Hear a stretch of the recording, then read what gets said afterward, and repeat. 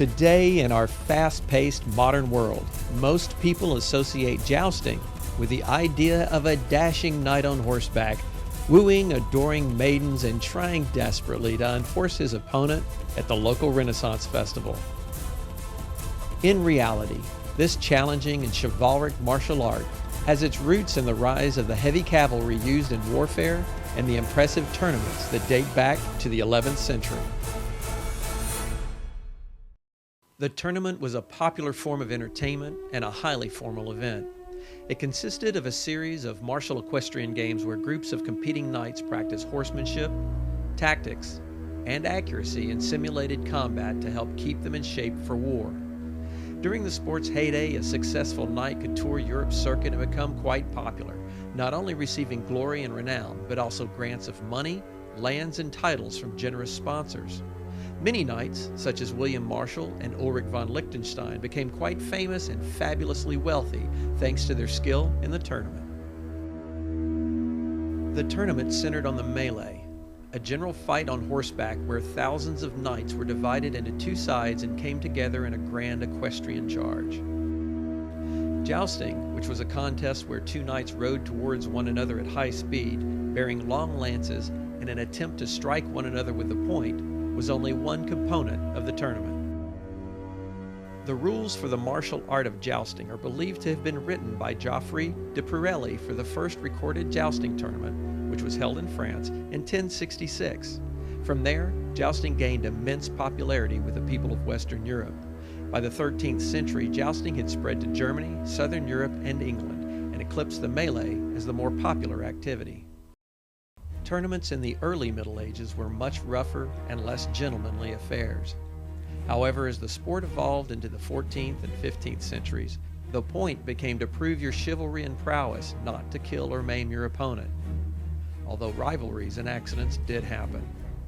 As these events grew in popularity, the combat was now expected to be non-lethal, and it was not necessary to incapacitate the opponent, who was expected to honorably yield to the dominant competitor. These events also saw the introduction of elaborate costumes, drama, and symbolism, which became very expensive affairs. Jousting was the most dominant and popular sporting activity in Western European culture for over 500 years.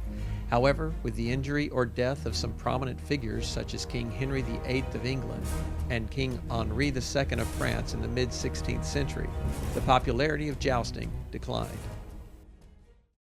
However, almost every decade since then has seen some form of tournament, including through the 20th century and until today, where competitive jousting tournaments can be found throughout the United States, Eastern and Western Europe, Australia, and New Zealand.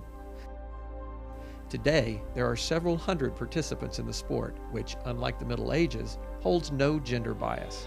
Men and women compete together equally in the same divisions. And today most participants are affiliated with competitive jousting organizations such as the International Jousting League and the International Jousting Association. Jousting is a sport like no other. In every other martial art, not only do you strive to be more skilled than your opponent, but you try to defend yourself from attack. In jousting, competitors put their safety and those of their horses in their opponent's hands and trust one another to only strike the target and nothing else, all while presenting an excellent target for their opponent and not avoiding the lance strike in any way. There is no defense in jousting. Although the extreme nature of the sport is what draws some modern fans to the martial art, jousting has always been an activity featuring skill and accuracy, not brutality and death. Competitors must learn how to ride extremely well, sometimes in over 75 pounds of armor, with severely restricted vision, while carrying a long, wieldy, and heavy lance, while charging at their friend in an effort to break their lance on a target the size of a dinner plate that is going by at 60 miles per hour. 90% of the skill needed to joust effectively is riding excellence, with the rest dedicated to hitting the opponent.